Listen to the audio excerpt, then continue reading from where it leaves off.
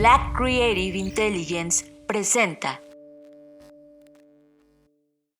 Estamos viviendo la disrupción más grande de la historia de la humanidad, una en donde la creatividad y el desarrollo tecnológico son el centro de una revolución que lo cambiará todo, y tú la estás liderando. Bienvenidos a esta ruptura del espacio-tiempo llamada Creative Talks Podcast. Creatividad, innovación, diseño, negocios y futuros. Con Fernanda Rocha y John Black. Un podcast de Black Creative Intelligence presentado por Blackbot, Black School y Blackpool. Creative Talks Podcast. Hola, ¿cómo están? Bienvenidos a Creative Talks Podcast, el podcast donde hablamos de creatividad, innovación, diseño, negocios y futuros. Esta vez transmitiendo desde otra latitud, en compañía, por supuesto, de John Black. John, ¿cómo estás? Hola Fernanda Rocha, hola tú que estás escuchando este podcast. Tienes que saber que además de estar del otro lado del mundo, estamos desde uno de los lugares más icónicos del centro de Madrid, que se llama Malasaña. Ya les platicaremos algo más.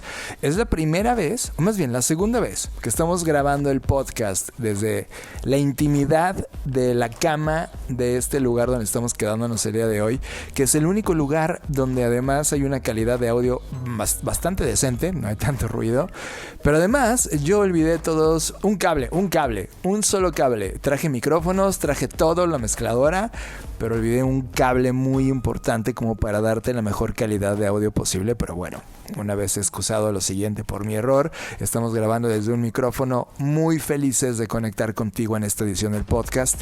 Y también perdón por no grabar antes, pero en realidad la agenda ha estado intensa. Me da mucho gusto estar en esta línea de tiempo y tenemos que contarte demasiado. Yo soy John Black y te doy la bienvenida a Creative Talks Podcast. Estás escuchando Creative Talks Podcast con Fernanda Rocha y John Black. Antes de iniciar, quiero agradecer al equipo ESNE, hoy UDIT, la Universidad de Diseño, Innovación y Tecnología aquí en Madrid. En especial a Javier Morales, que nos permitió abrir las puertas de su gran institución y haber llegado acá con esta sesión. También a Digno Pastor y a Carolina Cintrón, que la conocimos ya estando también aquí en Madrid, que nos recibió increíble y que hizo posible que esta sesión que tuvimos, estas conferencias que están brutales, que se llama Creatividad Artificial, pudiéramos darlo en esta institución e inclusive quedarnos con un taller y hacerlo increíble. Muchas gracias por esta apertura y por permitirnos jugar en su gran institución, que nos parece un trabajo formidable, ya que lo recorrimos de inicio a fin, todos los proyectos que están ocurriendo, y me parece un proyecto educativo fascinante que está ocurriendo en Madrid. Gracias por eso. Y también muchas gracias por el recorrido, John, porque creo que nos permitieron ver lo que los estudiantes están logrando en estas industrias creativas y enterarnos que fue la primera universidad en tener oficialmente un grado en videojuegos, ¿no? Y también nos deja ver mucho de lo que está pasando no solo en esa industria, sino también en la animación o en la moda o en la convergencia tecnológica que tiene hoy en día las tecnologías llamadas inteligencia artificial, metaverso, etcétera, en todas estas disciplinas, y yo estuve muy contenta, así que muchísimas gracias. Y también gracias a quienes asistieron, que la verdad pues siempre es como una incertidumbre, que viajas a otro lado. Esas personas no te conocen, tú no conoces a esas personas, pero nos han atendido increíble, nos recibieron muy bien, la audiencia estuvo espectacular, y también gracias a Rodrigo Salazar, que es miembro de la comunidad de Black Creative Intelligence, que invitó a uno de sus amigos, y por supuesto su amigo fue, y por ahí nos tomamos una foto, y la verdad es que todo coincidió y estuvo increíble. Y también conocimos, Fer, a personas que están haciendo cosas brutales acá, como Vanessa Iacono, que está justamente jugando con su estilo de arte y los algoritmos, y nos mostraba un ejercicio donde cómo la IA empezaba a entender los trazos que ella tenía en su estilo, y eso le empujaba como artista a explorar otros niveles, explorar nuevas narrativas visuales. Ya hablaremos con ella, seguramente en algunas ediciones posteriores vamos a estar explorando el trabajo de Vanessa, pero así como Vanessa y todos, conocimos gente espectacular, lo cual agradecemos. Sí, también conocimos a Luis Rubio Martínez, que está haciendo poesía ilustrada por inteligencia artificial, y bueno, ya cosas que iremos platicando más adelante, pero gracias a todos ellos fue una gran experiencia, y por supuesto esperamos que muy pronto se vuelva a repetir. Ahora sí, John, vamos a pasar a, después de esta conversación que tuvimos y la oportunidad que tuvimos de estar con toda esta gente increíble, ustedes que ya llevan tiempo escuchando el podcast, seguro saben que cuando John y yo viajamos a un nuevo lugar, sobre todo en este caso nuevo para mí, yo no había estado en España, he viajado a otros países de Europa, pero España no era uno de esos. Y pues siempre que viajo a algún nuevo lugar, me encanta tener estos contrastes, por supuesto, hacer las cosas, algunas de las cosas típicas, o visitar lugares que son imperdibles, que en este caso fue el Museo del Prado. El Museo del Prado era un museo que yo tenía muchísimas ganas de conocer porque había algunas obras que me parecen bastante interesantes que están en este museo y pues yo no quería dejar pasar la oportunidad de poder estar ahí. Y bueno, la verdad es que siempre es bien diferente. He hecho recorridos virtuales con Google, etcétera, pero nunca se va a comparar a estar enfrente de las obras y dejar que te sorprendan o que te hagan sentir algo, ¿no? Entonces me encantó estar acá. Y yo solo tengo de esto, John, podría hablar todo el podcast de esto, pero solo tengo 3 reflexiones al respecto de lo que yo viví en este lugar. En primer lugar, como todo museo de este tipo de ciudades, es enorme, ¿no? O sea, siempre que te sorprende esta majestuosidad, donde hay obras de todos los lugares y de las representaciones que tiene cada lugar, etcétera, es magnífico. Pero hay una cosa que a mí me sorprendió en particular de este museo, y es una obra llamada Las Meninas de Velázquez. Es una obra bastante famosa, ¿no? Pero aquí tiene todavía, pues obviamente al ser Velázquez un pintor de esta zona, pues obviamente tiene toda esta historia y todo este aprecio, etcétera. Y yo la verdad es que sí había escuchado y la había visto, pero voy a decir que la había subestimado. O sea, y a eso me refiero con que no es igual verlo en una obra digital o en internet o en un libro, a verlo de frente. Y lo que me hizo sentir fue como todos somos el observador de todo. O sea, tú al estar enfrente de la obra, y eso es mi experiencia, no digo que a todo mundo le pase lo mismo, pero me sentí como en una experiencia inmersiva. Y eso me hizo entender cómo este tema de la inmersión ocurre desde siempre. O sea, pensamos en inmersión y pensamos inmediatamente en realidad aumentada, realidad mixta, realidad virtual. Pero lo que sentí asombro fue que un cuadro, que es una pintura que no tiene ningún tipo de interacción de la que estamos acostumbrados hoy con el mundo digital, me hizo sentir inmersión y me hizo sentir que estaba interactuando con una escena que por supuesto me es ajena porque no estoy ni en esa época y el mundo ha cambiado bastante desde entonces, pero qué inmersa me sentí en esto. Lo logro sentir, Fer, porque de alguna manera cada cuadro cuando vas a un museo de este tipo son como pequeños frames, pequeñas ventanas que te dejan sentir, llevar por el momento, ¿no? Cómo se vivía, cómo se retrataron a sí mismos, cuál era la vestimenta, el espacio sociocultural, el momentum histórico, el contexto. Y casi todo esto es un contexto de total nivel porque casi siempre te dejan ver cómo vivían los grandes inversionistas de la época, las personas que tenían la posibilidad de pagarle a alguien para que hiciera algo con ellos. Esto es como un selfie, porque al final del día están volteando a ver a un espejo para verse a sí mismos y poder pintar. O sea, puedo ver a Velázquez que aparece en esta obra, ¿no? Cómo se asoma a la ventana para retratar a las meninas y a la princesa, ¿no? Y toda esta profundidad de espacio donde ellas se ven a sí mismas, pero a su vez es la ventana para tú verlas a ellas. Creo que, como tú mencionas, yo no tenía expectativas sobre las meninas. Al estar frente a ellas logras ver la dimensionalidad. Es una obra enorme, entonces tienes perspectiva de verlo desde los primeros 10 centímetros de intimidad con ella hasta seguir dando pasos atrás en la sala y empezar a entender la dimensión y absorción que tiene la obra. Sí, creo que de hecho fue la primera obra que vimos dando la vuelta en la entrada donde tuvimos y fue como un hola, bienvenidos a la época, ¿no? Y esa parte fue para mí sensacional. personal porque era un bienvenido a una nueva narrativa, porque yo también del Prado era la primera vez que entraba, no iba a entrar sin ti, era una cosa que me prometí ver contigo. Y ver Las Meninas, claro, no fue mi obra principal y hablaré de al menos 2 cosas que me marcaron de este lugar, pero sí, Las Meninas fue wow para mí estar frente a ellas, a tal grado que cada vez que podíamos volver a pasar por la zona nos pasábamos a verla porque había como 2 entradas distintas a esta zona y se podía ver desde esa perspectiva. Bueno, hasta aquí con Las Meninas, John. Vamos a la segunda experiencia que me marcó en lo personal. Es una obra que originalmente se llama La Vista y el Olfato, y es una obra muy peculiar porque participan muchos pintores, no es de un autor único.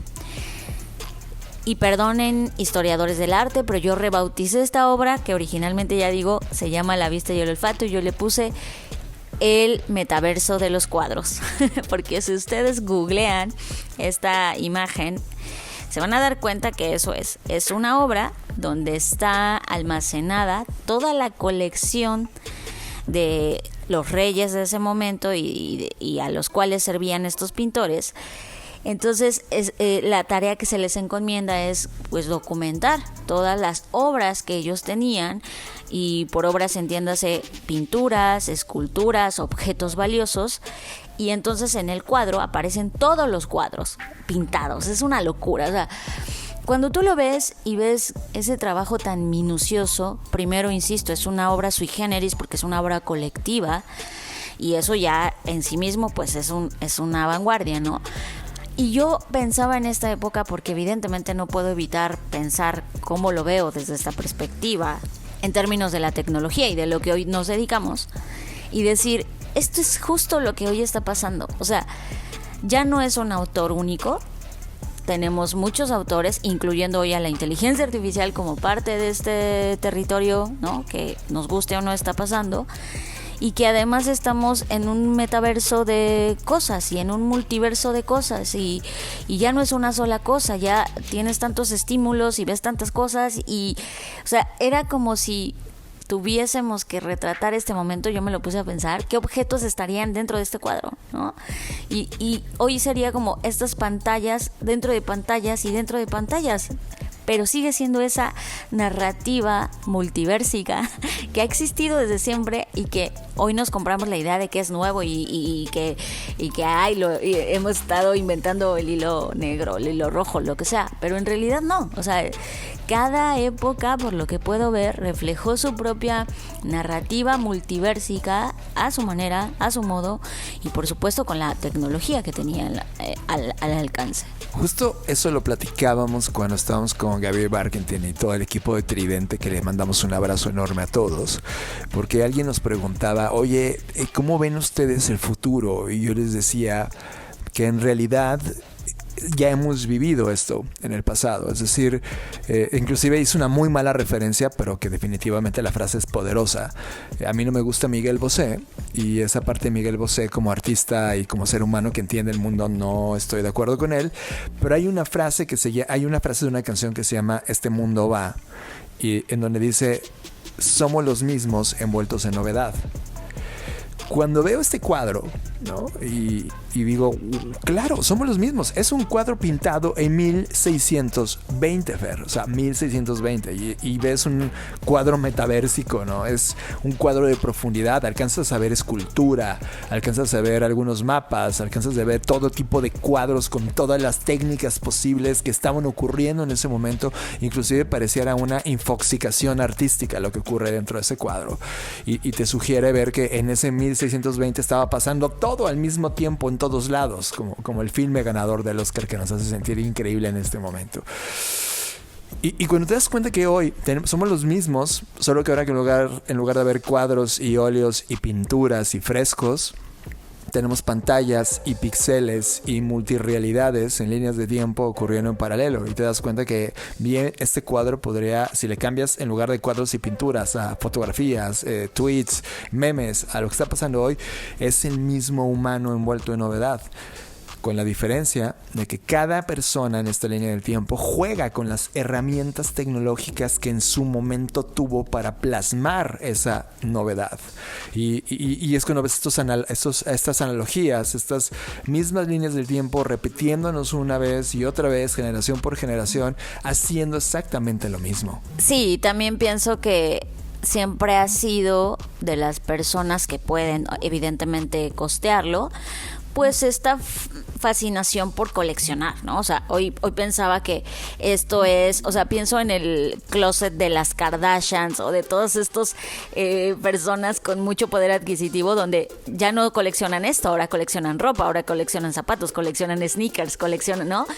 Pero sigue siendo lo mismo y es bastante interesante y también como un recordatorio de decir, a ver, sí, ya tienes más tecnología que lo que había en 1600 y tantos, pero sigue siendo esa misma persona, sigue siendo ese ser humano y es fascinante y a la vez aterrador, al menos para mí fascinante porque es como wow, o sea, somos los mismos. Yo creo que estoy en un momento de mucha vanguardia y me doy cuenta que somos los mismos, me doy compasión a mí misma como especie, pero por otro lado también me preocupa porque digo, wow, entonces, ¿qué no significa que no hemos evolucionado o sí hemos evolucionado o qué está pasando, ¿no? También siento como un poco como si el tiempo se detuviera y solo cambia como la escenografía, pero lo demás permanece intacto. Entonces es interesante, es un tema muy reflexivo, por supuesto, pero me hizo sentir y creo que al final el cuadro como arte, como pieza de arte, pues en ese sentido cumple su función. Que mucho de eso también se trata nuestra conferencia que venimos a dar. Al final del día lo que mostramos es que no importa la IA, no importa la máxima tecnología punta de lanza que en este momento estemos lanzando a los humanos. Al final del día es cómo entendemos esa herramienta, ese artefacto, ese salto tecnológico y lo incorporamos a la humanidad. Creo que estamos en un punto, Fer, y creo que siempre ha sido ese punto, en donde tenemos tecnología o herramientas divinas con conciencias rudimentarias.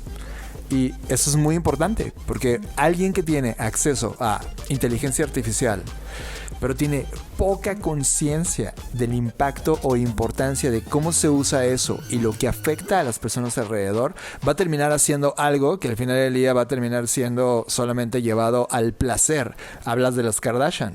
O sea, ¿cuántas cosas de las Kardashian hoy van a prevalecer en el tiempo?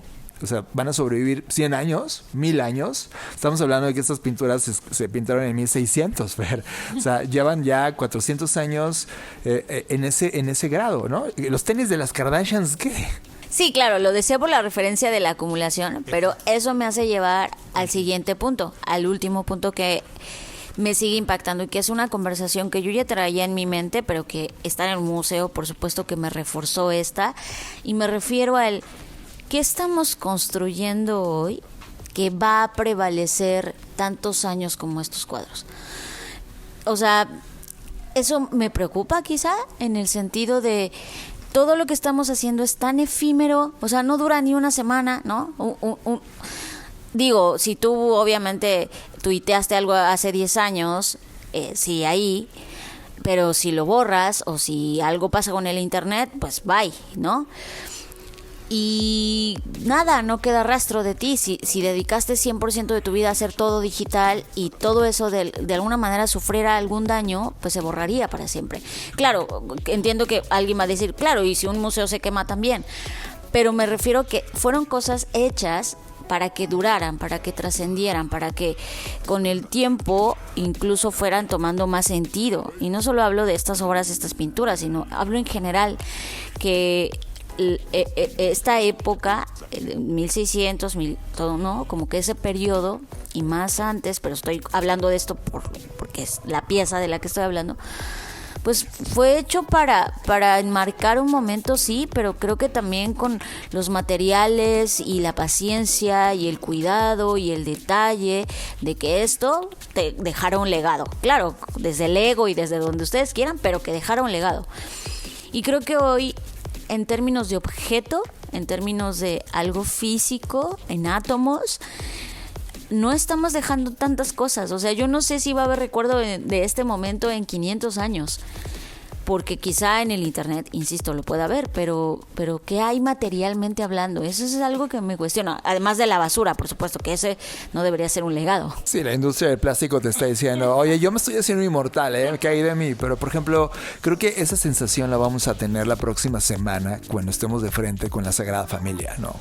¿Cuántas arquitecturas o proyectos o algo que haya tenido esta multigeneracionalidad en la construcción hemos creado hoy en el máximo potencial económico de la historia de la humanidad? Cero.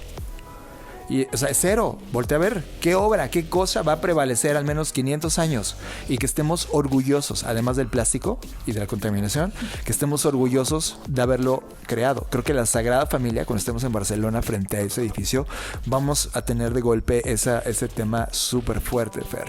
De mi lado, quiero contarte mis dos cosas importantes. Primero, estar de frente, más bien en el sótano, o sea, donde ya es el fin como de la basura que hay en el museo, o sea, es como de quién visita el sótano, ¿no?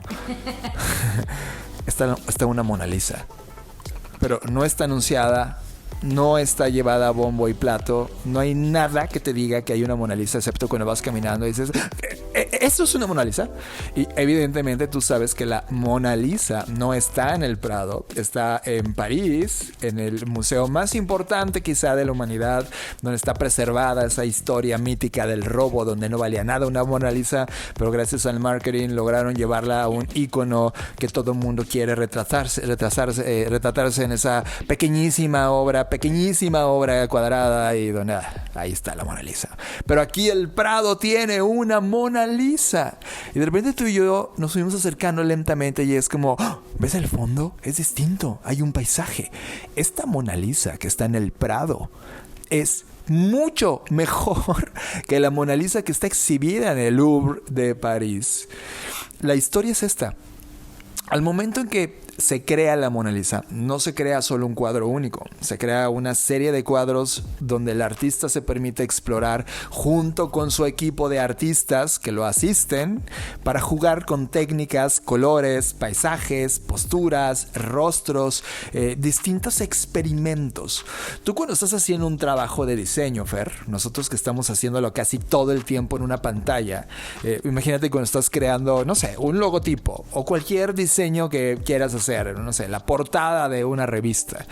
Tienes 4, 5, 10, 20, 30 variaciones que estás viendo en pantalla y que estás permitiéndote jugar con cada una de estas variaciones para poder encontrar el mejor punto, el mejor color, el mejor layout.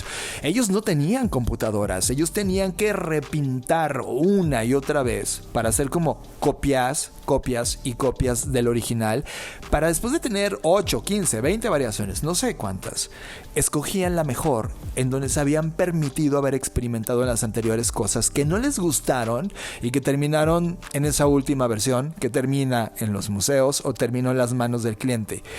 Esta Mona Lisa, Fer, es una de esas variaciones y creo que es la más bonita que he visto jamás, y eso me permite llevar a lo siguiente, y ahora te presto el micrófono. En las obras, en las creaciones que tenemos tú y yo, con la velocidad que hay allá afuera de es para ayer y necesitamos entregar ahora, y con todo lo que el clientelismo de es que no me gusta, ponle más diseño, ¿no? ¿Cuántas veces hemos retomado la práctica real de crear y estar jugando con variaciones para nosotros explorar nuevas narrativas, nuevos colores, nuevas composiciones, para llegar a una versión que diga wow, esta es? ¿Cuántas veces? Es más, tú que estás escuchando este podcast casi es de decir, wow, si lo ves desde ese punto de vista, ya no lo hacemos. Solo estamos en pos de ese tema de no entender del diseño del otro, que es tu cliente, que te dice, sí, ponle más verde, más color, sí. Y tú como artista dejas a un lado toda esta exploración nada más porque tienes que entregar ese proyecto. ¿O cuántos de tus proyectos que sí tienen tu firma, que sí proceden de tu laboratorio, que sí están en tu línea de decisión de poder experimentar y no te permitiste experimentar porque es, ¿qué dirán los demás? Se trataba de ti, se trataba de la forma en cómo lo veías, lo sentías, te ponías de frente ante tu obra y lograbas plasmarlo.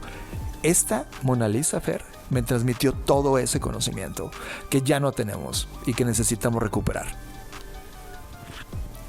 Aquí solo voy a agregar, porque igual me pasó lo mismo que te di. De hecho, no lo comenté como una experiencia propia porque sabía que tú lo ibas a tomar y no quería ser repetitiva. Pero lo único que quiero agregar es que se cree que de las numerosas copias existentes que hay, por lo mismo que tú dices del proceso de no se hizo una única Mona Lisa, pues que esto ocurrió como a manera de enseñanza o a la par, porque se cree que se pintó al mismo tiempo que se pintó la última versión de la Mona Lisa, y que lo hizo uno de los alumnos de Da Vinci, ¿no? Siguiendo evidentemente el mismo proceso de elaboración y por supuesto bajo la supervisión del propio Leonardo.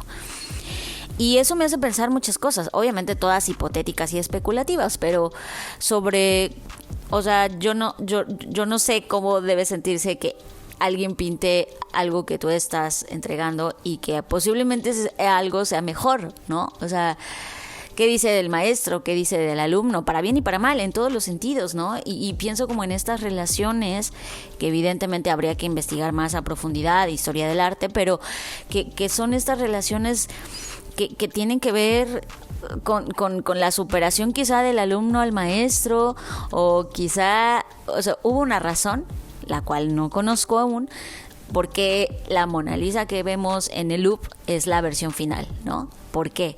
Cuando a lo mejor a nosotros nos parece esta más hermosa, porque además la que está en el Louvre tiene un fondo negro, la que está en el Prado tiene un fondo de un paisaje muy bonito, que le da una luminosidad totalmente distinta y un contraste de colores totalmente diferente, ¿no?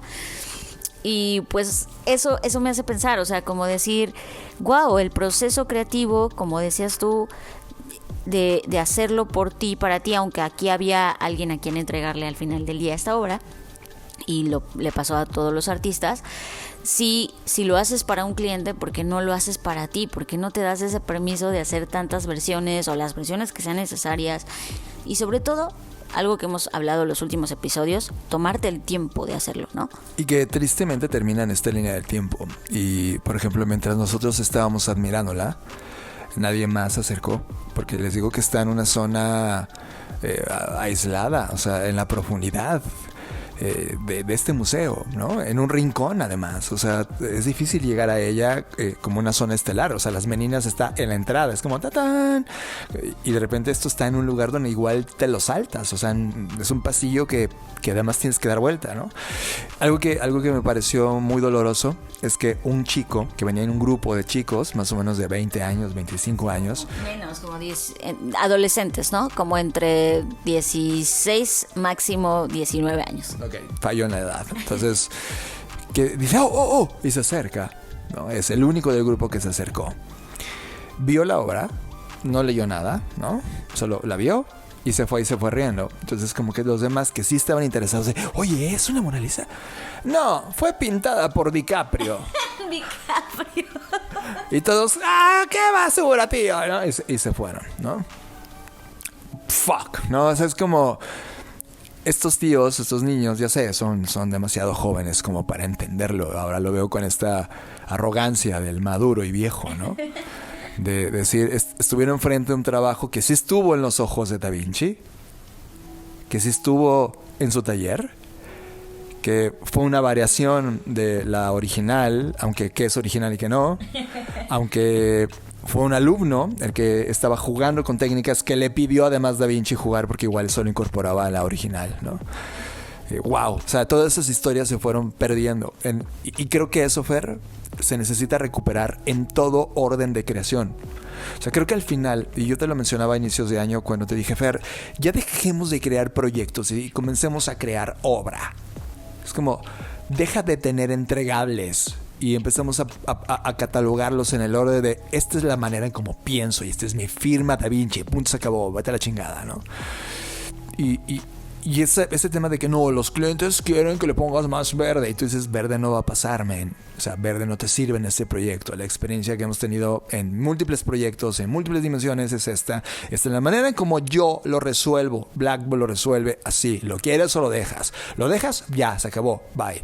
¿Lo quieres? Vamos a la última consecuencia de la entrega, ¿no? Pero nada de ponle más verde, ponle más diseño. Esos temas abstractos que ni siquiera ellos saben que te están pidiendo, pero es un tema solamente de su gusto pésimo que tienen del mundo y del mundo hacer negocios, etcétera. Es como, ya basta.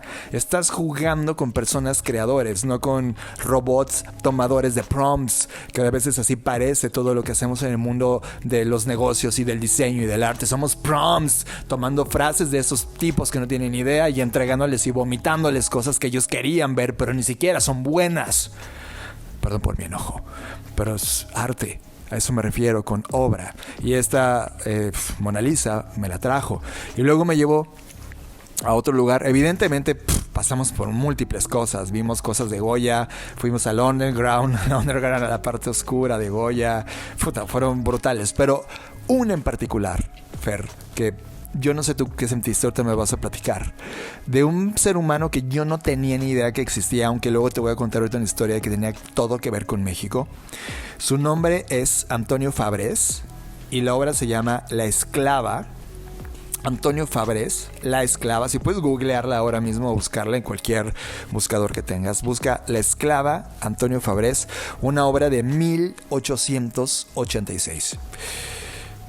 Cuando te topas con esta obra, es una obra súper grande. Es mucho más grande del tamaño promedio de una persona. De hecho, ella, lo que ves es una mujer colgada, y lo cual es bastante fuerte. Es un tema muy brutal, de un realismo que pareciera que realmente hubiera un ser humano colgado. Cuando das vuelta a la sala y la ves, es de, oye, ¿qué es eso? Hasta da un poco de miedo, de, oye, esto está pasando. Ves a una mujer colgada, ajusticiada. La historia cuenta que fue ajusticiada por haber robado unas joyas que están pendiendo de ella.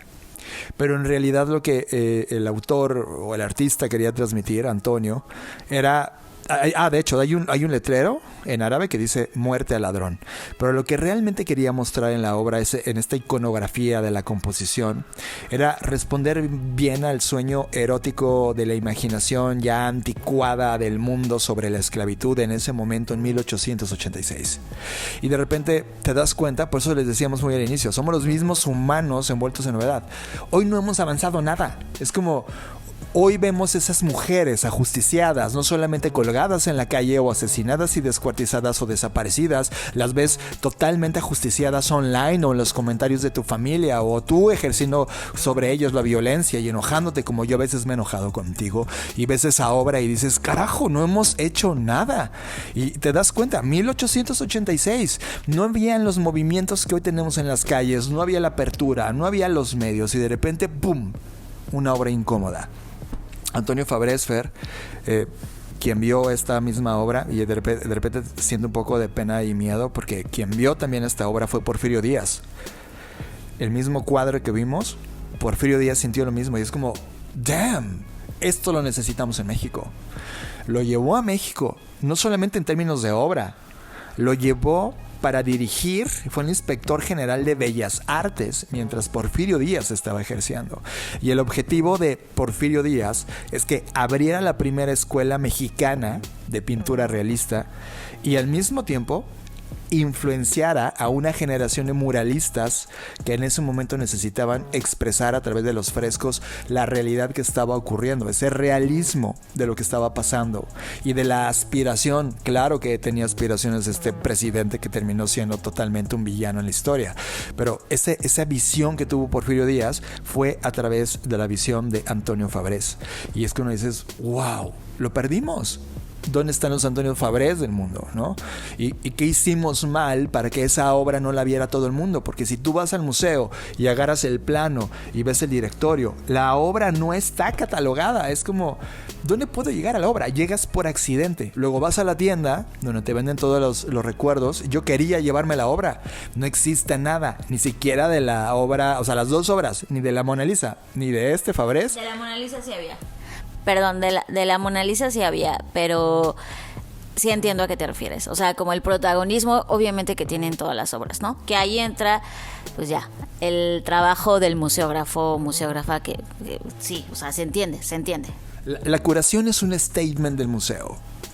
Y que dentro de ese statement siga siendo incómodo hablar de esta imagen, me deja mucho que desear. Sobre todo si hago un análisis. Y ojo, si me sentara a contar obra por obra, hoy puedo decir sin lugar a dudas que más del 70% de las obras de ese lugar tienen que ver con arte sacro. Claro, tiene sentido, recuerda, o sea, también la época, el momento y la cantidad también, o sea, ¿cómo catalogas todo eso, no? Lo entiendo, el arte sacro era el Coca-Cola del momento. O sea, los artistas que en ese momento estaban vivos tenían que obtener dinero de alguna fuente y entonces el cliente más importante era hacer algo para la iglesia, lo entiendo.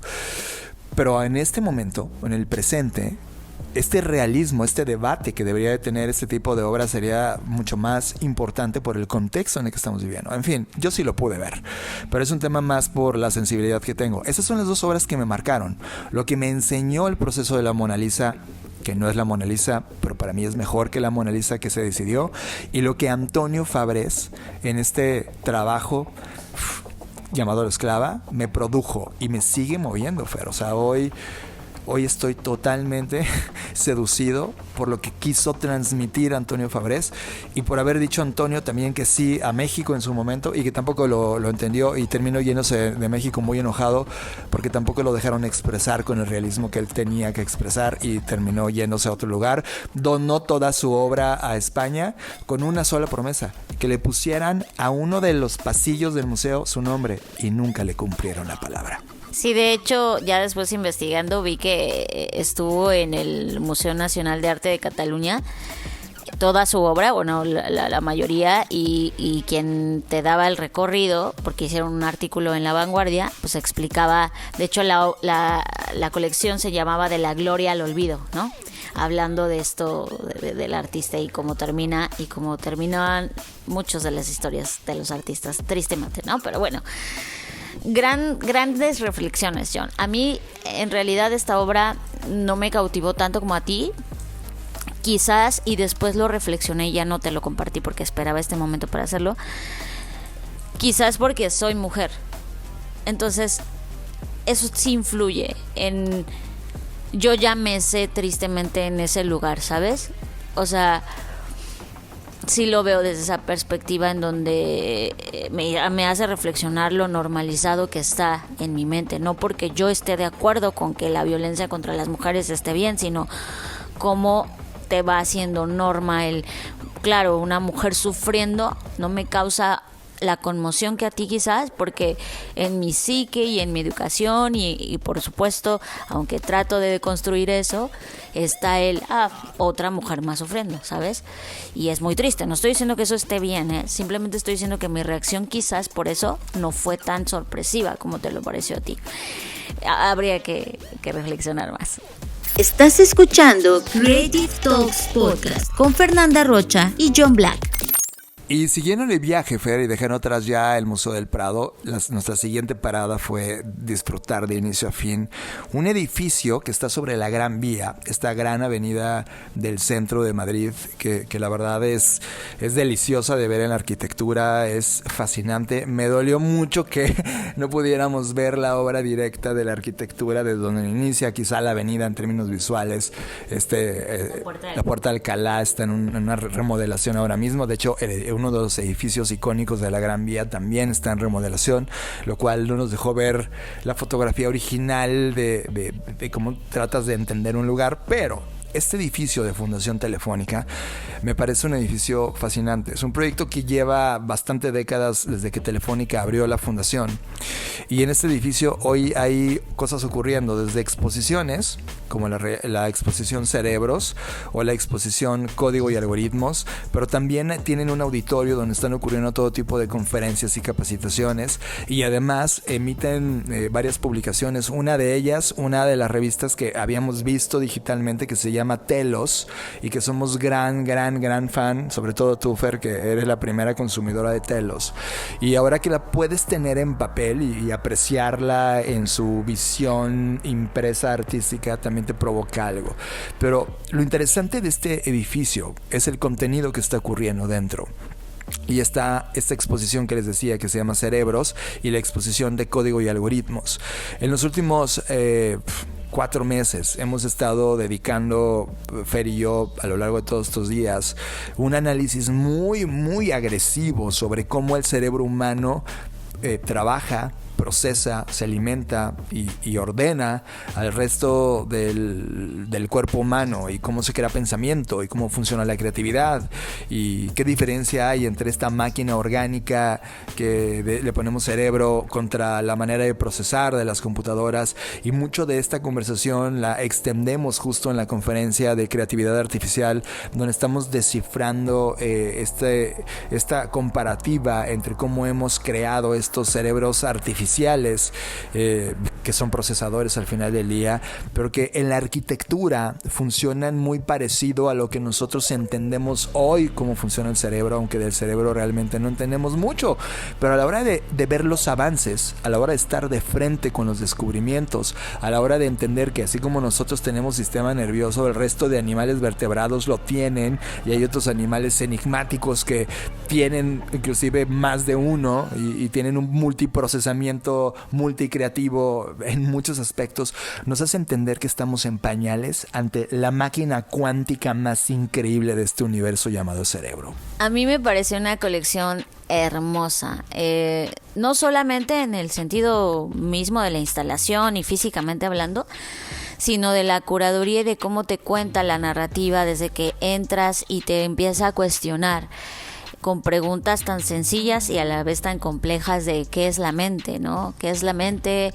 ¿Qué es la conciencia? ¿Qué es el alma? Preguntas que nos hemos hecho pues desde toda la vida y que aún siguen en muchos sentidos sin resolver, ¿no?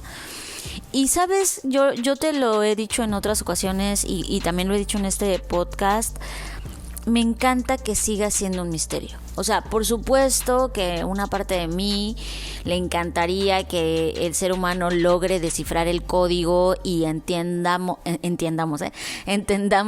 exacta y perfectamente cómo funciona y cuál es este lenguaje que se transmite en estas conexiones eléctricas, etcétera. Por supuesto, porque sé lo que eso representaría como avance para la humanidad. Pero dentro de mí hay otra parte, incluso más grande, que me encanta que sea un enigma. Me encanta que sea un enigma porque el que sea un misterio sin resolver nos permite seguir imaginando, seguir cuestionando, seguir poniendo hipótesis, seguir reflexionando al respecto desde el punto de vista filosófico, neurológico, biológico, químico, físico, y eso creo que es fascinante. Y es fascinante que no hayamos todavía descifrado qué es el alma, y si es cuerpo, y si no, y si es etéreo, y si es físico, si es materia. O sea, eso me encanta. Y me encantó cómo lo plasma, ¿no?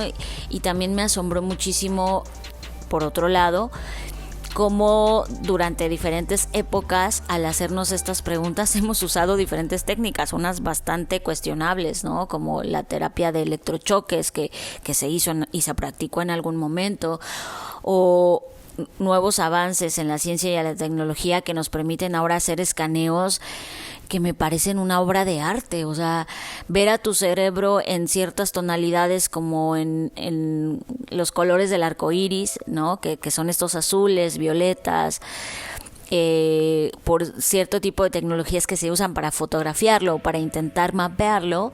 Wow, me parece es todo un mundo. Y me acuerdo perfecto que había un lugar donde te ponían una simulación de cómo son las interconexiones cerebrales. Y de verdad, o sea, no quiero sonar aquí, no sé cómo, pero es poético, o sea, de verdad es poético y es asombroso porque dices, eso está dentro de mí. O sea, creo que evidentemente al no poder verlo, tu cerebro está ahí escondido adentro del cráneo, pues, y no poder tener como una máquina en tu casa así de, ay, hoy voy a mirar mi cerebro, como cuando te ves al espejo, pues te hace olvidar que esa máquina impresionante está dentro de ti. Y eso es asombroso, John. Es como tenemos la máquina más compleja jamás existente en este universo conocido y a veces lo olvidamos, y eso me pareció maravilloso. A mí me acuerdo que mi abuela me decía, cada cabeza es un mundo, ¿no? Algunos no. Algunos no, algunos son un pueblo chiquito. Pero tiene el potencial de ser un verdadero universo, porque lo es. Hay una brasileña que se llama Susana Herculano Housel, que ella ideó una técnica, porque no sabíamos ni siquiera el tamaño del cerebro en términos de lo que estaba pasando en su interior. Y calculó que el cerebro humano posee unas 86,000 millones de neuronas.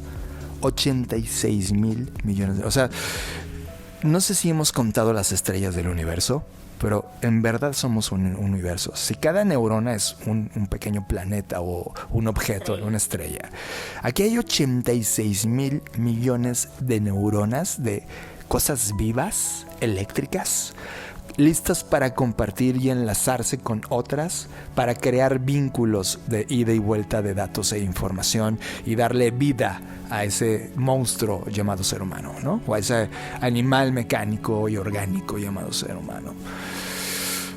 Cuando te expones a esa realidad de lo que hoy entendemos, que es un conocimiento súper larvario, real en términos científicos del cerebro, es cuando comienzas a filosofar sobre los alcances, cuando te das cuenta que hay todas estas posibilidades en tu cabeza ahora mismo, en tu cerebro, 86,000 millones de conexiones. Sí, cuando multiplicas eso por todas las n cantidad posibles de interconexiones que pueden surgir de esa interacción, es una locura. O sea, es como wow, y no estamos siendo conscientes de eso la mayoría de las veces. Ahora, también había datos contundentes, John, que igual, menciónalos porque creo que son importantes. Esas neuronas pueden generar más de 1,000 billones de conexiones. Entonces, es lo que tú dices, a veces hay pueblitos pequeños, ¿no?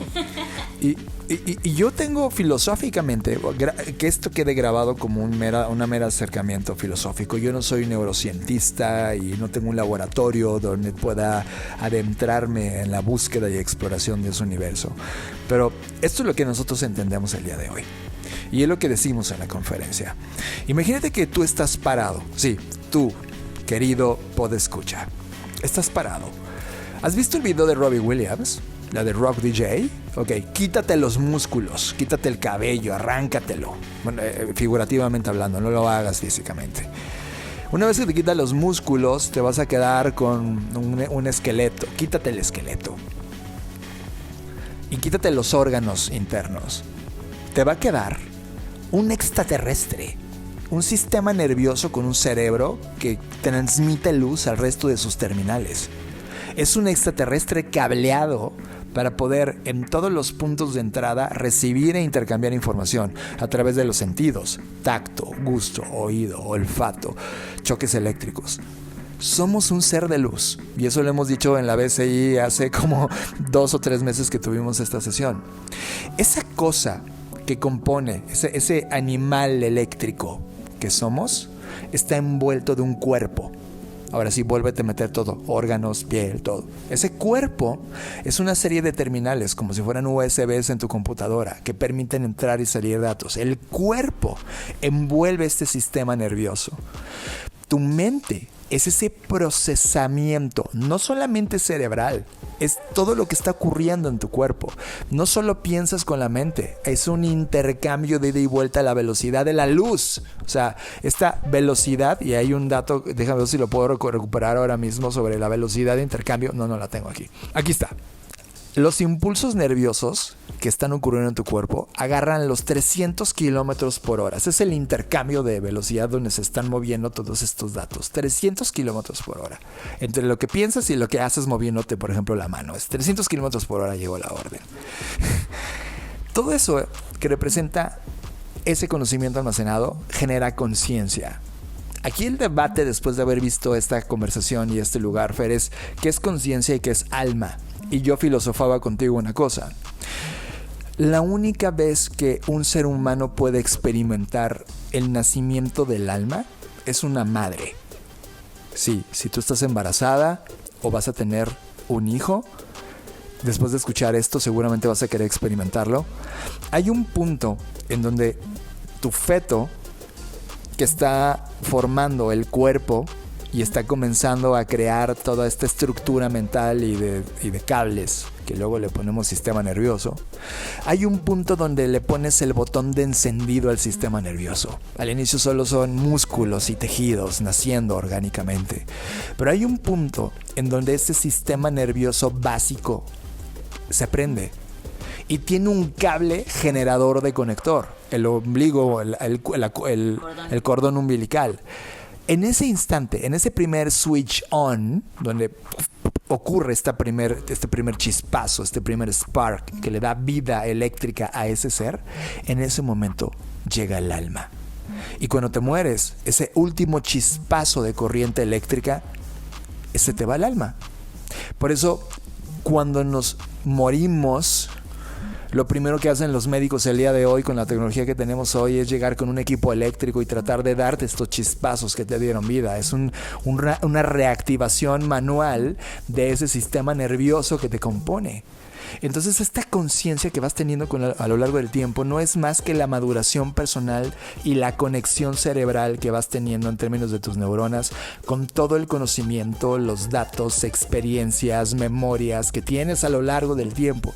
Por lo tanto, la frase de Fer de que es que hay unos pueblos muy pequeños es una conciencia muy básica, muy precaica, contra conciencias muy sofisticadas de personas que llevan 80 años en este planeta y que han dedicado décadas completas de conocimiento y exploración. De repente tienen tanto conocimiento capturado y tanta conciencia desarrollada que terminan haciendo obras majestuosas o aportaciones a la ciencia o a la literatura o al pensamiento o a la filosofía.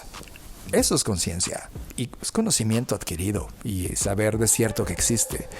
Ese es el debate que salí, Fer. ¿Qué es un cuerpo? ¿Qué es la mente? ¿Qué es la conciencia? ¿Qué es el alma? Así me la entiendo yo después de salir de ese laboratorio científico que está en ese edificio de Madrid, brutalmente llevado a una majestuosidad de escena. Es un museo fascinante. A mí me hizo recordar muchos trabajos, o sea, no sé, pienso en un trabajo que de hecho es latinoamericano, que se llama El alma está en el cerebro, y es una serie de conversaciones con científicos, pues tratando justamente de dialogar y discutir al respecto, ¿no?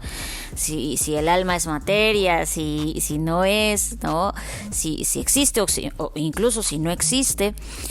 Y incluso algunos ejercicios que estaban en la exposición donde un científico donó su muerte, si así se le puede llamar, para que la fotografiaran y entonces lograran como en esa fotografía ver el alma saliendo de su cuerpo, ¿no?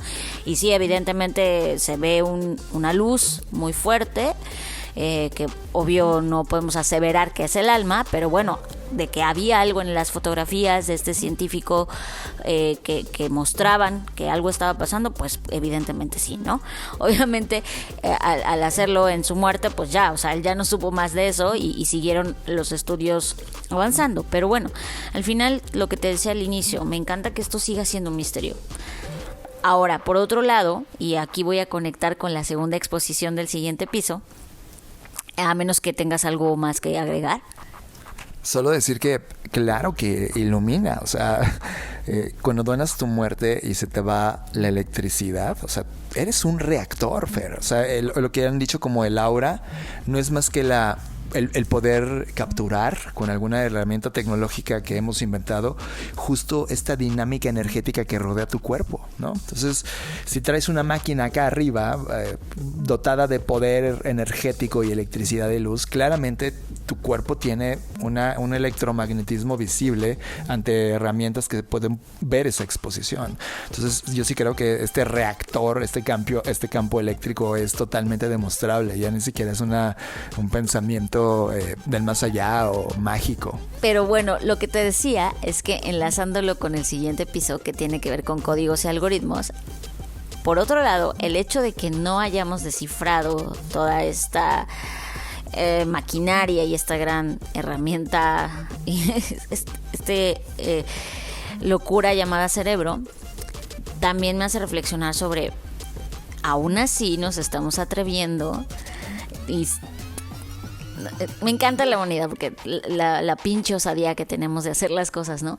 Aún así nos estamos atreviendo a crear una nueva máquina que de igual manera no estamos entendiendo del todo, ¿sabes? Y estoy hablando de los algoritmos, la inteligencia artificial. O sea, esta semana todas las notificaciones en mi celular eran ChatGPT 4 y Midjourney 5 y, o sea, todos los avances que hubo esta semana sobre lanzamientos y lo que pasó con Microsoft y lo que pasó con OpenAI y los chats en los que estoy encendidos de ¿ya vieron esto? Y yo así de no otra vez, ¿no? Como me siento como en el meme de Dark de se va a volver a repetir, se va a repetir otra vez. O sea, otra vez ahí estamos envueltos en esta fascinación tecnológica que incluso, o sea, lo digo, a mí me encanta la tecnología. Yo soy una persona que ha trabajado en tecnología, me gusta la tecnología, pero aún con todo y eso, soy pragmática, o sea, no me dejo arrastrar por la utopía o por la distopía de lo que la tecnología puede lograr. O sea, creo que estamos en un punto en donde hay que cuestionar, así como estamos haciendo cuestionamientos de existe el alma, existe el cerebro, existe la mente, existe tal. Bueno, esas preguntas deberían ser las importantes ahora, pero no lo son, y lo triste es que no lo van a hacer, porque lo que nos ha demostrado esta exposición, y que además es un cúmulo de resumen de lo que tú y yo venimos hablando sobre la inteligencia artificial y la inteligencia humana, o la creatividad artificial y la creatividad humana, es que si no nos estamos en un punto en que si seguimos embaucándonos y dejando arrastrar por las olas y decir, sí, cierto, y esto, o sea, yo veía afirmaciones y conjeturas de esto va a ser el futuro de trabajo, y ellos, espera, ¿quieres que siga habiendo trabajo en el futuro, para empezar? ¿Quieres que siga habiendo? Porque estas condiciones de trabajo que hoy hay, no son las condiciones de trabajo que debería haber.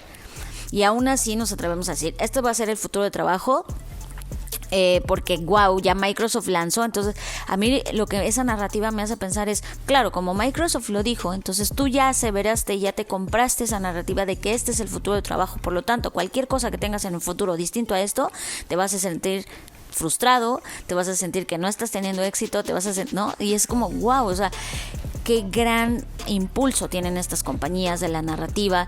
Y lo que nos mostraba esta exposición es eso, es todo el tiempo que tú estás interactuando con tus dispositivos, llámalo teléfono celular, llámalo pantalla, está siendo monitoreado, está siendo rastreado, porque hoy la tecnología ya está en ese punto, en donde esto que decimos de, ay, me escuchó mi celular, no es solamente que te escucho, no, es lo predictivo que ya nos volvimos para que eso aparezca en nuestros dispositivos. ¿Sabes, Fer?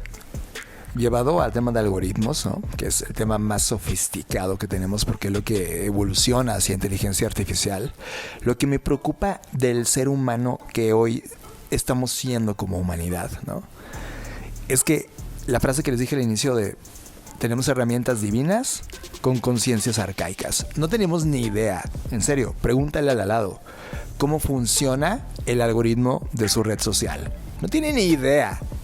Pero ya está seducido por el placer que provoca los contenidos que él está consumiendo, que tampoco tiene ni idea de quién lo generó y por qué le están sucediendo.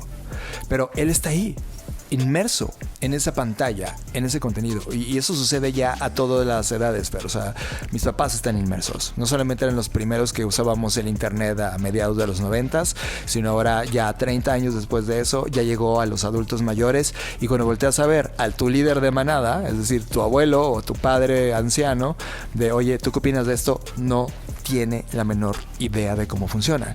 Y con esto, una vez que hemos creado esta creatividad artificial, este ente pensante en potencia que puede llegar a desarrollar el mismo potencial de procesamiento, no de creación, de procesamiento de un cerebro humano, wow, estamos creando algo que, ojo, quien lo está creando sí tiene idea de lo que quiere hacer con eso, pero el otro 99% que lo consume no está teniendo idea y se están quedando con el highlight de lo nuevo. Por eso somos los mismos envueltos en novedad. Amamos lo nuevo, pero no es lo nuevo porque realmente sea lo nuevo, sino es algo con una herramienta que hacía lo mismo que antes, solo que era envuelto en algunos nuevos descubrimientos tecnológicos que tuvimos, pero seguimos usando el fuego. seguimos usando, no sé, la comida, las bebidas, somos los mismos. Solo que envueltos en procesos que lo hicieron más masivo. Hoy un tequila que antes se producía en barricas, el proceso que haya tenido, hoy lo haces industrialmente, en lugar de hacer 2 botellas, ahora haces 2000 en esa escala. Pero es lo mismo. Esta tecnología que hoy tenemos nos está condicionando. Yo sí entiendo a quien dijo, eso es el futuro del trabajo, ¿no? Lo entiendo, debe ser un ser humano que anda en sus 20, 30 años, que no ha tenido este salto de conciencia o ha visto curvas de adopción de innovación y lo que producen. Hoy, desde el barco que tenemos hoy, en el epicentro de todo esto, desde la curva más alta o la ola más alta que estamos surfeando y que luego ustedes van a surfear en 10 o 15 años, les estamos diciendo cuidado, porque la ola la está produciendo específicamente un grupo de personas que está pagando por esta novedad con un objetivo de obtener datos para esclavizarte como consumidor el resto de tus días, a cambio de placer inmediato, porque ya se dieron cuenta que eres susceptible al algoritmo creado y están trabajando con inteligencia artificial para hacerlo todavía más exacto. Va a ser para eso. Y eso es muy preocupante porque significa que no tenemos libertad. Significa que cuando naces ya estás condicionado y traes una deuda y un sistema que te espera y te va a decir, edúcate bajo mis reglas, te doy un trabajo bajo mis reglas, te voy a dar una familia con mis reglas, te voy a hacer viejo y endeudado para que cuando te mueras crees hijos bajo el mismo sistema, con nuestras reglas. Y esto es un jaque mate de sistema, es decir, quien lo está creando no está apostando a darte placer o algo bueno. Te está haciendo esclavo a partir de lo que tú decidiste que te iba a hacer esclavo. Y eso es una brutalidad. Cuando lo ves desde este punto de vista, cuando analizas el algoritmo, cuando ves cómo funciona el cerebro, cuando lo enlazas con el arte que vivimos, cuando lo enlazas con las personas que nos han dicho, oigan, cuidado con esto, en 1600. El mundo que tenemos hoy es exactamente lo mismo, solo que con nuevas herramientas cada vez más potentes y cada vez más alucinantes en el entretenimiento personal de baja conciencia. Y cuando decimos esto, no quiere decir, no tiene nada que ver con el nivel de estudios, no tiene nada que ver con qué grado de la escuela cursaste, tiene que ver con el darte cuenta. Al final del día, la conciencia es eso, ¿no? La propia observación de lo que uno está pensando, de lo que uno está haciendo, de lo que uno está diciendo. Y por ahí lo quiero enlazar con una conversación interesante que tenían en el grupo de Black Reef Intelligence sobre cuando hablaban de, pero pues no siempre va a haber esta dualidad, o sea, no siempre va a haber los que producen y los que consumen y los que... Y la respuesta inmediata podría ser, pues sí, esa dualidad está intrínseca al ser humano. Siempre va a haber un humano que decida hacer las cosas ética y moralmente bien y otro que lo decida hacer mal. Pero eso no significa que sea lo correcto, uno. Y dos, no significa que porque ya estamos destinados a esta dualidad, entonces digamos, bueno, existe la vida. Ende, existe la muerte. Por lo tanto, está bien matar a la gente, ¿no? O sea, no puede ser. O sea, no podemos justificar que por la dualidad que está adherida a nosotros nos comportemos de una u otra manera. Entonces, creo que ahí es donde entra el tema. Yo, y lo transmito en la conferencia, no estoy diciendo que la tecnología sea buena o mala o que no me entusiasma y entienda el potencial que tiene el día de hoy, por ejemplo, la inteligencia artificial. Por supuesto que me entusiasma, por supuesto que me enciende, como soy un ser humano también, pero creo que ahí es donde entra nuestro pragmatismo, el cuestionar realmente si esto es el futuro del trabajo y por qué debería serlo y a quién beneficia, porque al final del día lo único que hoy está pasando es que el resto de personas que no tienen idea de que existen estas herramientas siguen en las condiciones, sigue aumentando la pobreza, sigue habiendo una brecha, sigue habiendo polarización y no está pasando lo contrario. O sea, no es como que, bueno, es que la inteligencia artificial va a resarcir. No va a resarcir nada la inteligencia artificial por sí sola. Lo único que puede resarcir o no las cosas o cambiar el rumbo que hoy llevamos somos nosotros mismos, con el uso consciente de las herramientas tecnológicas. Y cuando digo el uso consciente es que entendamos y nos comprometamos con entender cómo funcionan. O sea, hoy en día yo le pregunto y le lanzo una pregunta a las personas que nos escuchan, a ti que nos escuchas, que si ya has probado ChatGPT o Midjourney o tal y o lo que sea, te has cuestionado o entiendes, no te voy a decir que te vuelvas un doctor en ciencias de datos, ni mucho menos en programación, pero entiendes cómo funcionan estas inteligencias artificiales. O sea, ¿lo sabes? ¿Sabes qué procesos han seguido? ¿O solo es como, sí, es las entrenan con datos y ya está, mágicamente está esto? Porque si levantas el telón y ves tras bambalinas de lo que te están mostrando, es terrorífico, porque todo esto que está llegando es gracias a todas esas personas que siguen estando en situación de esclavitud en pleno 2023, intentando etiquetar datos, ya ni siquiera si son moral o éticamente mal, como Dios les da a entender, porque las condiciones de trabajo, la verdad, no son para hacerlo bien, para empezar, ¿no? Entonces, ahí hay un tema de desmantelamiento que no lo hemos logrado hacer y que solamente se está encubriendo y haciendo más complejo. Y para mí hoy en día quien defienda eso está defendiendo la esclavitud. Y que quede claro, no lo estamos defendiendo. Y es más, trata de unir todo lo que hemos hablado en este podcast y probablemente todo lo que hemos hablado en todos los podcasts que hemos grabado Fer y yo. Si entendemos el funcionamiento del cerebro como esta máquina que procesa información que va entrando a través de los sentidos, pregúntate cuánta de esta información que ha entrado en tu oído, tus manos, tu boca, porque comemos y es información también, cuánta de esa realmente ha sido de calidad. ¿Cómo nos han condicionado culturalmente por años? Ahora que te estás dando cuenta que tu máquina tiene un nivel de procesamiento brutal con una capacidad universal impresionante, trata de gestionar distinta la información. Trata de obtener mejores datos. Trata de apagar la pantalla. Trata de apagar este podcast. Y tú ir a buscar información que digas, ok, voy a contrastar esto, voy a enterarme de esto, voy a buscar otros métodos. Trata de ponerle pausa a los contenidos que estás viendo y escuchando. Y trata de encontrar lo nuevo. Métete a una librería, agarra un libro de filosofía, explora qué pensaban en 1600. Enlaza en esa máquina que traes en la cabeza nuevos datos. Me queda claro una gran conclusión. No vamos a cambiar el sistema. Ya aprendí, no hay manera. Ni haciendo una guerra mundial, ni creando una revolución. En la historia de la humanidad no ha cambiado el sistema. Lo que ha cambiado son pequeños individuos que lograron usar la Matrix, o este sistema como lo hemos creado, para encontrar una calidad de vida fuera de la esclavitud que nos están dando a través de la información. La inteligencia artificial, los nuevos trabajos que se van a crear, el nuevo sistema económico va a seguir haciendo esclavo cada vez más cercano a la edad del nacimiento al ser humano que viene. Lo ven como un consumidor, alguien que va a seguir pagando por sus productos. Trata de liberar eso. Trata de encontrar una nueva forma de apreciar la vida, porque es hermoso este planeta, es hermosa las personas que comparten. El cerebro no está creado para transaccionar, está creado para compartir la trascendencia que tienes. Y yo creo que también no es vender la historia utópica de sí, salgámonos del sistema, o sea, no se puede, al menos que te fueras a vivir a otro planeta y creas tu propio sistema y ya está. Si creas un sistema ya es malo, o sea. Sí, o sea, no, sabemos que no se puede.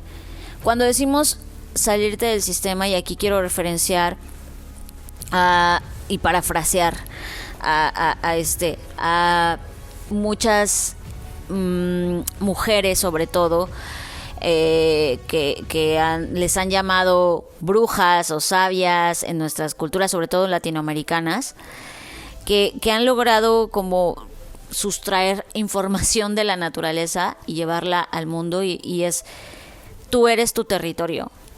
O sea, el único territorio de defensa que realmente tenemos somos nosotros mismos. Y el único territorio de rebelión en el que sí podemos hacer algo somos nosotros mismos. Hazlo ahí. O sea, no es como que me voy a salir del sistema y me voy a salir de trabajar y ahora qué voy a comer. Sabemos que eso no es posible. Nosotros mismos, por más que intentamos y hacemos cosas que desde nuestra perspectiva son disruptivas, aún así seguimos estando dentro del sistema y vamos a seguir ahí, porque no hay forma ahora mismo viable de salirnos y ni siquiera sabemos si existe, ¿no?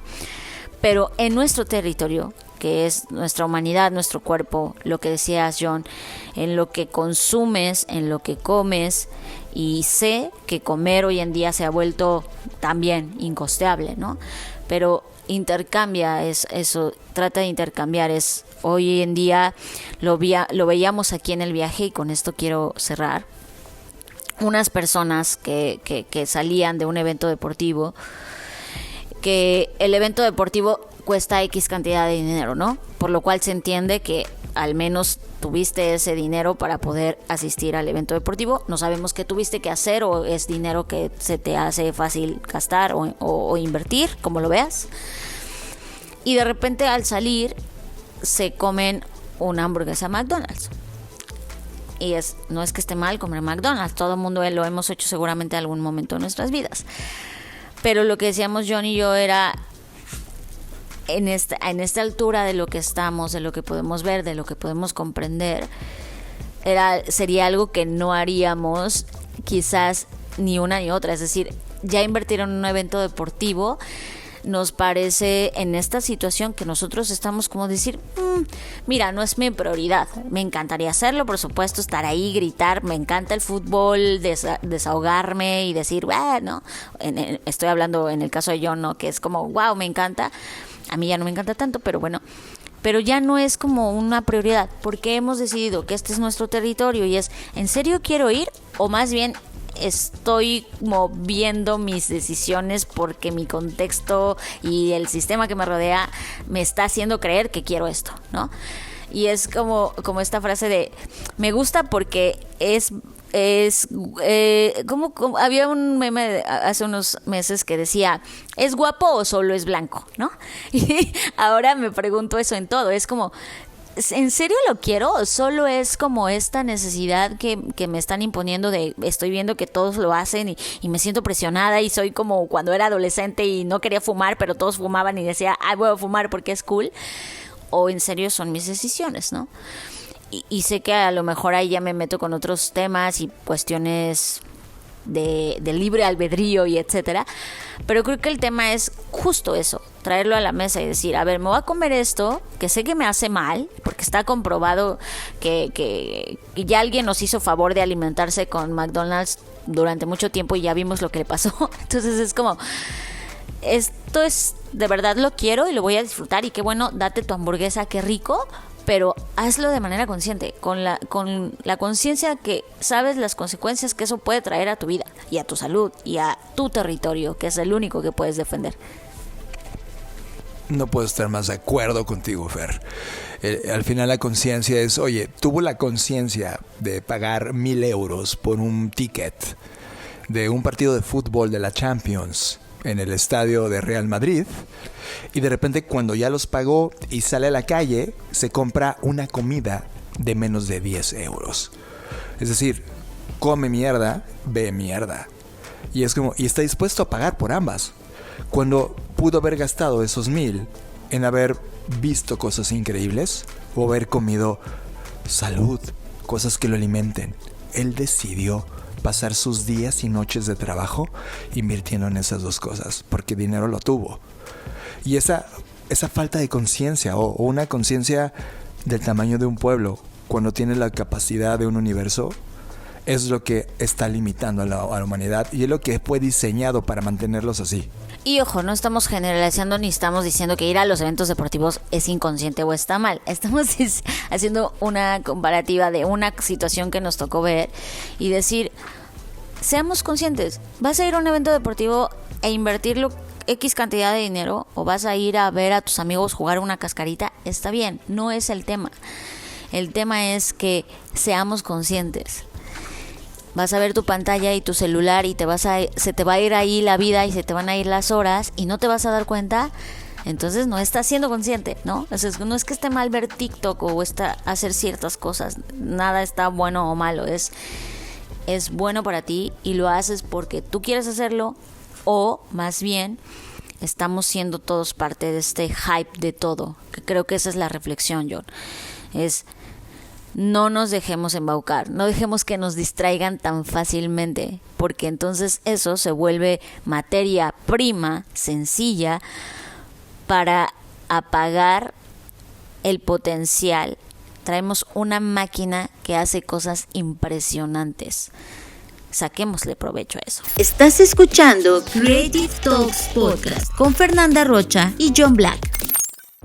Y con esto llegamos a esta edición filosófica desde Madrid de Creative Talks Podcast. Tienes que saber que estamos en un lugar que se le conoce como La Malasaña, que en cuanto llegamos entre la semana veíamos que había una actividad interesante en las calles, pero ayer viernes fue la primera vez que lo vimos masividad de personas saliendo a conectar en múltiples espacios culturales, desde bares, por supuesto, donde había todo tipo de bebidas, hasta manifestaciones culturales que ves en las calles, frases, grafitis, stickers, librerías. Encuentras cosas como Tipos Infames, que es una librería de resistencia que está provocando que libros súper interesantes lleguen a manos de personas, o revistas independientes como El Duende, que está hablando de música y movimientos contraculturales, u otros que están poniendo foco en la maternidad. Estos temas que son difíciles de encontrar. De repente, cuando abres los ojos y te das cuenta de estas contraculturas, que no deberían ser contraculturas, creo que deberían ser la verdadera cultura, están ahí siendo manifestadas en estos lugares. El tema es que hay personas que ya decidieron solo voltear a ver la realidad programática, algorítmica de la pantalla, y se les está olvidando que la realidad está allá afuera. Cuando el metaverso, cuando las cosas de alta tecnología lleguen, el volado va a ser una gran decisión entre vivir, de verdad vivir, o vivir esos mundos que fueron diseñados solo para tenerte bajo control. A mis manos ha llegado un libro de Tom York y Stanley Donwood que se llama El miedo acecha al territorio. Ha llegado justamente porque lo hemos comprado en esta librería que se llama Tipos Infames. Y cosas interesantes ocurren dentro de este libro, desde la perspectiva de un artista como Tom York, que tú lo sabes es el líder de Radiohead. Agarra un libro. Atrévete a romper el tema, atrévete a agarrar otra cosa que no dominas del tema que tú eres especialista. ¿Ves? Explora esos nuevos territorios. O igual descansa. Descansar hoy es un acto de rebeldía, John. O al menos así pareciera, ¿no? Frena, no hagas nada. Creo que eso también es resistencia. Me encanta cómo lo dices. O sea, lo que estás haciendo ahora como ser humano, y casi te lo afirmo, es tragar toda la información como si te hubieran servido 40 McDonald's y no quisieras dejar una sola viva, y te estás tragando todas y no tienes hambre, pero quieres las papas nuevas que salieron y las nuevas y te estás tragando. Te has vuelto un obeso, un marrano ser humano de datos inservibles, plásticos, bullshit. Selecciona lo que realmente alimenta a ese ser que eres, no a esa máquina que te están programando que tienes que ser. Nada más que agregar.